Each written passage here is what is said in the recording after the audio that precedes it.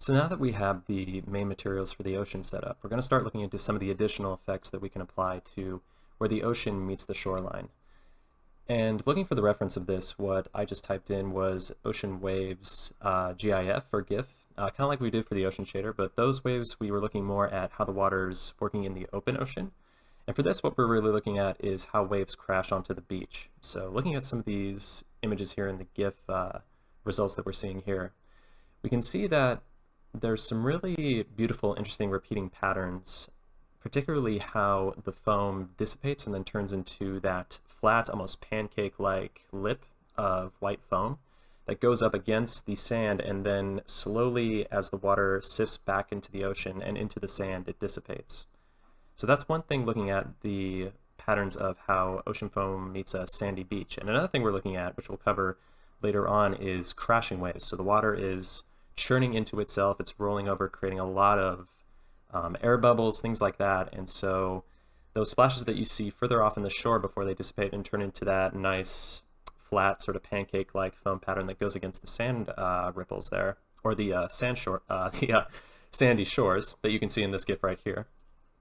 We'll be wanting to combine those two factors, both the more laid back in the water tiling foam patterns and then the actual pattern of the foam as it meets the sand there. So what we'll first need to start with is building the materials that we can then drive with the particle effects that we can then put into the scene. So the first thing we'll want to do is start building just a basic series of materials that we can see getting the effects that we would want for different parts of the particle system, and then start applying that in the particle itself so we can work with the timing, we can work with the spawn and dynamic parameters, and then start applying that so we can get a overall composition of an effect that we can then put into the scene with the material. So I'm starting right here with making a material called particles master underscore m. And I can't see it because I have plain in the search filters there. And I'm going to try 3 times without realizing that I have plain in the search engine here. And so as soon as I make the material, it's not going to show up because it doesn't have plain in the name. So you get to see a little bit of the behind the scenes factor here, where sometimes I can't see some of the obvious things I'm seeing here.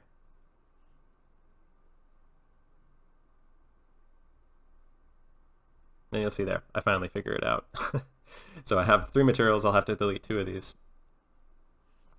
And so yes, I'm naming this material Surf Mask Particles Master M, and what this is going to be is the overall bulk of the churning surf-like water that we're going to be having that generates in the back of the ocean and then goes forward onto the beach and then turns into that foam, that more delicate foam pattern that goes onto the sand.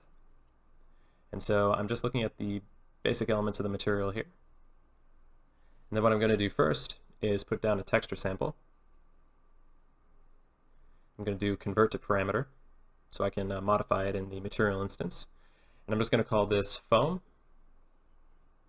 underscore 1, or foam 01.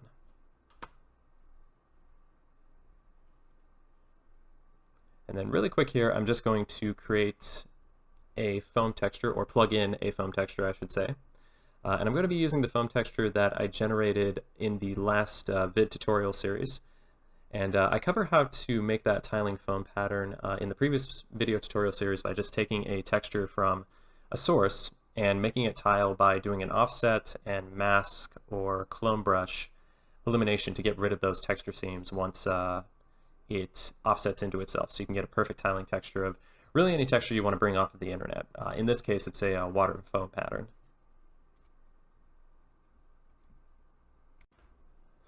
So for this foam texture, I'm going to add a panner node to get this tiling texture to move across the screen, or move across in its screen space. I'm going to put in a value of -0.6. So we'll be going under, or going along the direction of speed y, or side to side.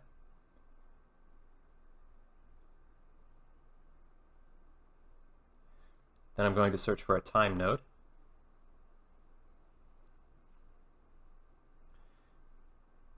Then I'm going to multiply the time by a scalar 1 parameter, So I just hit 1 and then press down for the hotkey, and then I do right click, convert to parameter. I'm going to call this foam time 01.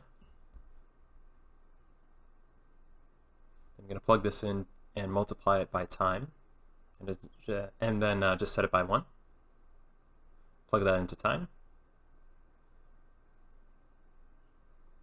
Then I'm going to select a texture coordinate, and this will be demonstrating the tiling of the texture. So I'm multiplying the texture coordinate, and then I'm going to just duplicate the foam time. And first I'm going to create a group for the material expression. That way, with the material instance, I can have a group that puts these together just so it's not listed alphabetically, because that'll create a lot of parameters that are going to be tough to keep track of. So creating groups is very important for that. And so I renamed that foam tile 01, and then I'm plugging that into the coordinates. And then when I plug this into the base color, you'll be able to see what's happening here with the textures. It's going from the top down or going across the Y space. So you can see that's panning, and because it's a tiling texture, it is seamless. And then I'm going to duplicate this foam texture, call this foam 2. And then what I want to do is have these two values either adding or subtracting from each other, so it'll either be an add or a multiply.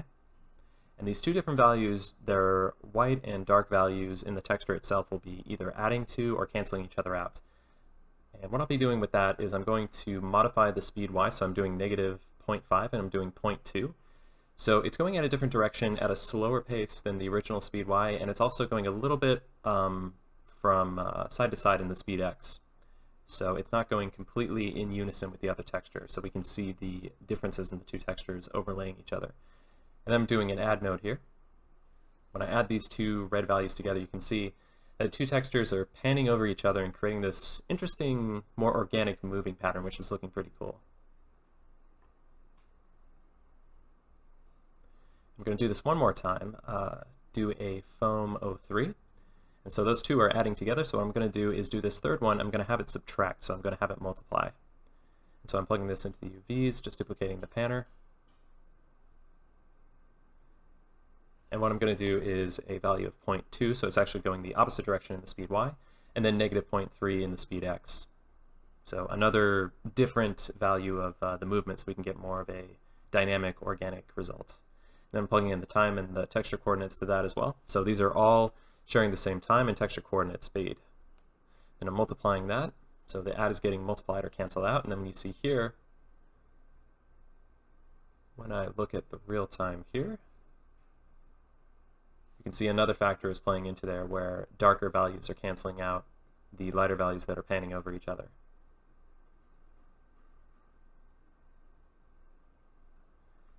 I'm going to modify a little bit with this value,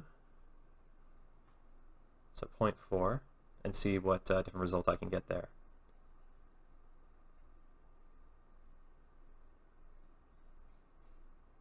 And so you can see there we have two different diagonal values going across each other with foam 1 and foam 2, and then the canceling out value with foam 3. And because these are each named separately, we can have these be three different textures, which will be very nice to create even more dynamic variety in this panning foam texture here. I just created here a power node, which is going to act as the levels, kind of like the levels in Photoshop, where you can work with the contrast of the white and black values in your texture. And then I'm duplicating the foam texture again, and what I'm going to do here is create a panning mask that will go into the power node or influence where we want those high contrast or low contrast values to go up and down based off the panning of the texture here that we'll be plugging into the power node.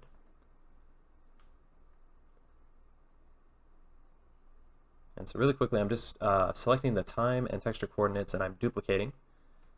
And then I'm going to name this just 02 instead of 01. So they'll be their own parameters here, and they're all falling under the foam group, so they'll all be categorized in the same group there. Just plugging that into the panner there. Then I'm plugging that into the power node. And then you can see here we'll get a interesting result.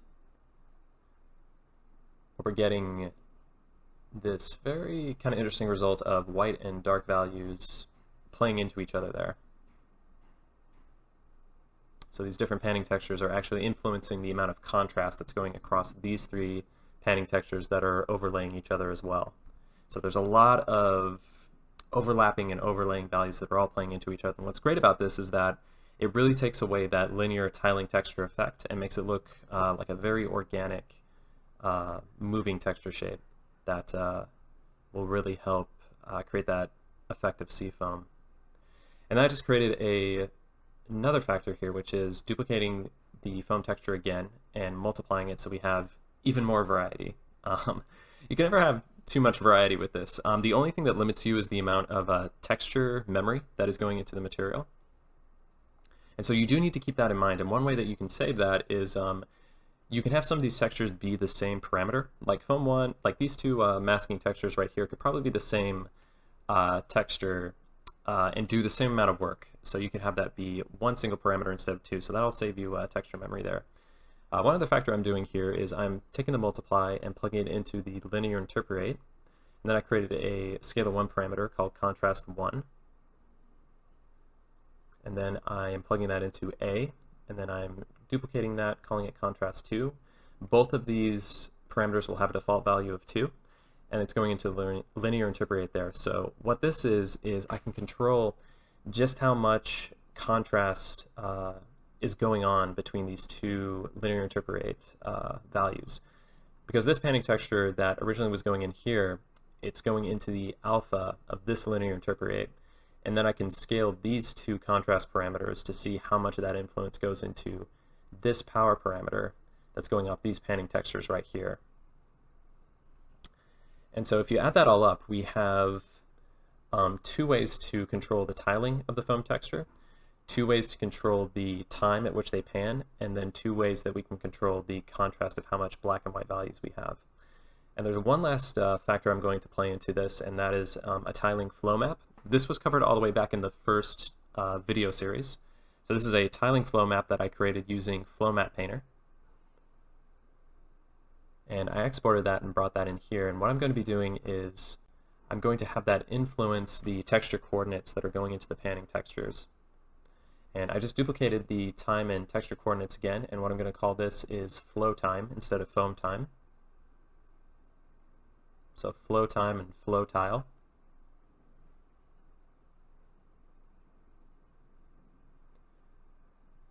And I'm plugging that into the UVs there, and I'm going to create a component mask so I can mask out the blue channel. So I just have red and green, or R and G, selected. And then I have a constant bias scale that I'm plugging in there. And then this is the final result of the flow map, and what I'm going to do is just create a multiply node. And I'm going to create a scale of 1 parameter and call this flow power. So this will influence how much of this flow UV coordinate influence I'm going to have on my panning flow textures here. And then this texture coordinate, I'm just going to create an add node, plug that in, plug the texture coordinate into the add, plug the end result of the flow map into the B slot, and then plug that into the foam tile. And that's going into the coordinates here. And default value, I'm going to do 0.5. And you'll see the result here. You're going to see that there's a lot of interesting sort of organic flowing effects that are going on here. And we can, of course, control how much we want that by adjusting the flow power, and also by how much tiling we want for that flow texture and how fast we want it panning across. And so we'll be doing the same thing here, where the texture coordinate for that's going into the mask is also getting the influence by the flow map that we have here. And so we can see here, this is a nice, very elaborate tiling flow map texture that we have going on here. Looking into this, I don't know if we need the flow map influence going into the mask, so we're just going to keep it just for the sake of simplicity too. I think this is getting the result that we need, so I'll go ahead and just have this flow map influencing these three panner textures here going into the base color. Really quick, I'm going to start turning on some of the features of this material. So I just did translucent. I'm going volumetric directional, which will have normal map influence or have a form shadow cast on it. I'm going to plug this into the opacity, and you can see here that we're starting to get a result on the plane here that looks somewhat like translucent foam. I'm going to play a bit with these contrast values here. And what this will do is take the lighter values and have them bleed more into the darker values, so we'll have more opacity coming from the contrast one. And I can also see this update in real time once I create the material instance.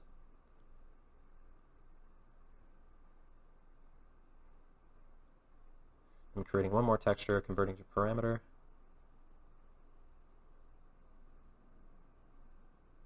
I'm calling this the base texture. And what this is going to be is just what is going to go into the diffuse. Actually, I'm sorry. What this actually is a simple fall off that will help blur the edges around the sprite that we'll end up using later in the particle effect. So what this is, what I'm doing is I'm creating a texture that has a completely dark value around the edge. So you need a dot, or in this case, the T smoke puff texture. But what's important is that you need something where the light values will not hit the edges of the sprite, or the square in this case. So it has a soft fall off before any of the light values reach the edges here, or it'll look very strange, like these tiling foam patterns will be hitting the sort of hard square edge before they go off there. I'm creating a scalar parameter here called dynamic test, and what this is that I have base texture 1, base texture 02, and in theory these will be two different textures, one going into A and B, and I created this called dynamic test 01, and I'm either turning on where this texture is going to be represented or this texture is going to be represented. It'll switch between these two based off the scalar value of 0 or 1, depending on that dynamic test parameter.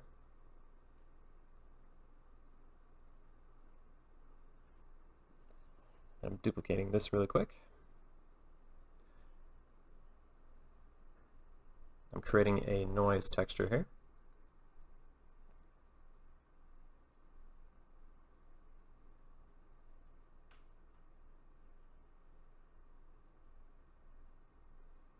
I'm doing the similar panner workflow that you've been seeing with the other tiling textures that I have here. And then just doing a speed X of 1, so I can pan these two noises across each other.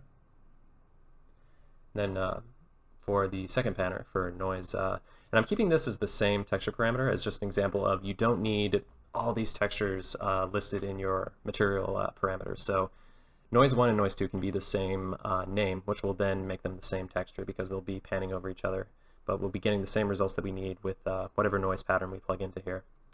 We're calling this parameter dynamic test 02, and we're calling this dynamic test because we'll eventually be hooking this up into the dynamic parameters that we'll be plugging into the particle, and we'll then be talking to the particle and telling it what values to interpret going into these linear interpolates or into these multiplies with the time node based on the particle's life, based on the particle's spawn point, things like that. And so really quick, we're going to be multiplying the end result. First, what I'll be doing is calling this dynamic test 03. So this will be another dynamic parameter factor that I'm plugging into here.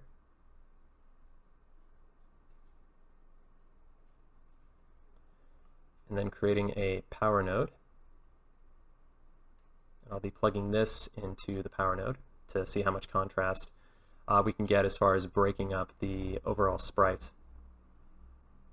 And what this is doing is it's taking two noise pattern textures and having them pan over this sprite here. So instead of the sprite just spawning with a simple texture that doesn't have any movement to it, there'll be a panning texture going over it, creating a bunch of dynamic movement essentially along the edges, along the center, where no sprite will really look the same because it'll have this panning noise going on top of it. One other quick thing I'll be doing is creating a depth fade node that I'm going to be plugging into the opacity because this translucent material. Just going to call this depth fade. And this will be so the sprites won't intersect with any object that they go into. They'll fade based off intersection with other objects. And then you can see there, we're getting kind of an inverted result of what we actually want. So what we need to do here is fix that so those end results are inverted.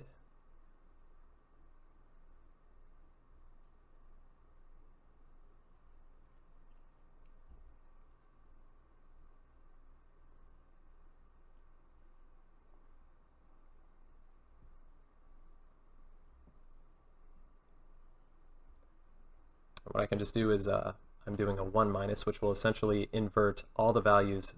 It's a invert or Control I feature in Photoshop that will take that and create the opposite effect going into the multiply here.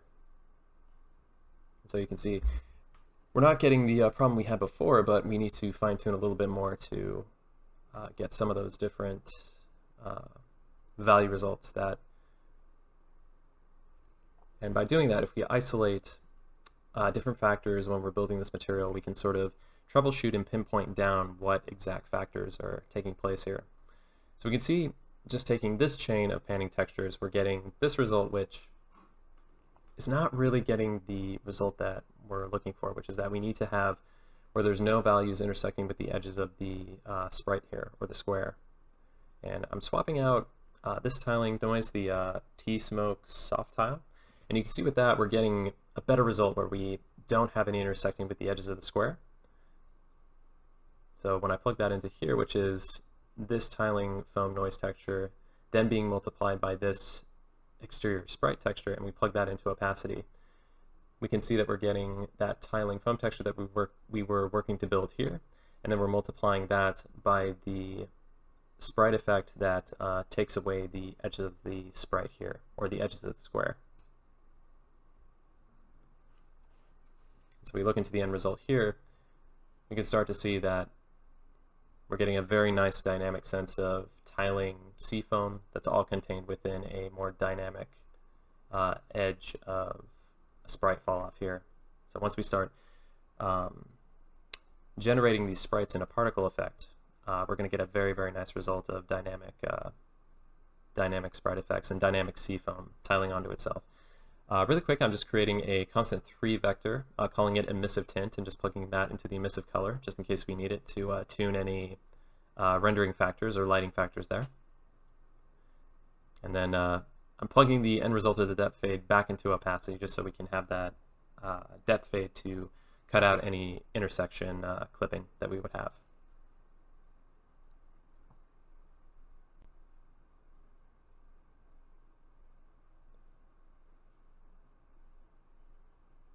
And then really quick, what I'm going to do is, what I just did is I want to take the values being generated by these tiling foam textures, and I want to create that into normal map values. So what I just searched for is a node called prepare pertub normal HQ.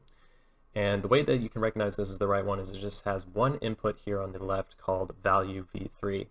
And this is a really amazing node feature that UE4 has. What it does is it takes your black and white values and converts it dynamically into a normal map in the material editor itself. It's a really powerful thing to have. So I just created that, and I plugged the tiling foam texture into the value v3. And then I am going to create a second node here called, and it's named very similar, but it's called pertub normal HQ. And the way that you can tell the difference is that on the left we have 4 interpret nodes here. So we just need to connect this to this, number 1 to number 1, number 2 to number 2, and number 3 to number 3. And we're plugging that into the normal map to get an end result of normal map values that are going into the end result here. And you can see we're getting some interesting normal map results here that are looking pretty nice. And I just selected this node called blend angle corrected normals, which will overlay 2 normal maps on top of each other. And so I'm plugging the end result of that into the additional normal, and I'm creating one more normal map, just calling this normal. And then I'm just creating a soft sphere normal map. This is just a normal map taken with a ball, essentially, that's been blurred. So it's a nice sort of just dome or sphere shape, so we can get some nice form fall off overlaying the two. And so when we save that, we should have the basic building blocks of one of our materials, and this is definitely the most complex material that we're going to build for the seafoam. The other two are going to be relatively simple in comparison to this, but this is kind of the most, does most of the hard work as far as depicting the chaotic effects of what the seafoam is doing when it hits the shore. So I've built the foundations of the material, so now what I need to do is go in and sort of fine-tune and sculpt down these different values in the material instance, and that will get the end results that we want. With this workflow, about half of it is building the elements in the material, and about half of it is tweaking the values in the material instance to get the end result that we would want to have. So this is mainly just playing by eye until you get a result that looks aesthetically pleasing to you. Now there are obviously some results that you could hit, or some values that you could interpret that would really get you some strange results, but based off of some of the values here, I can break them down. So the contrast here, the lower that these values go, the more filled or opaque this end result is going to be. The higher these values go, the more sparse and vacant the values are going to be, or it's going to be more faint, the patterns of the foam that are tiling across here. The flow tile is pretty self-explanatory. Anything with tile underneath it, you're just going to get more detail as you scale it up. And then the flow time, or anything with a time past it, it's either going to go faster or slower based off of the values that you put in here. So with tile 01, if you do 2, you'll get more fine detail or repetition of that texture. The lower you go, it's going to be a lower sense of value, or you're going to see a smaller scale of these foam pattern textures that you're putting in. I'm just turning on all these texture parameters as well.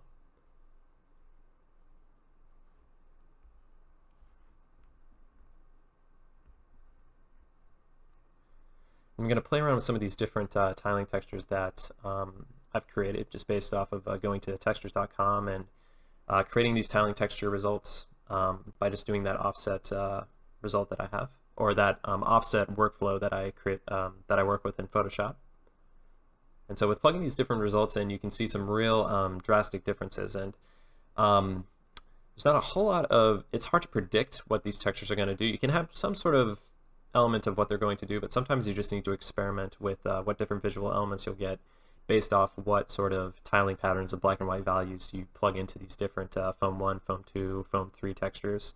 But you just have to keep in mind, in order to keep this so that the values are not going to the edges, you just need to make sure that for base 1 and base 2 that there's a dot, or there's no white values reaching the edges of the texture space in order to keep this sort of island result going on here.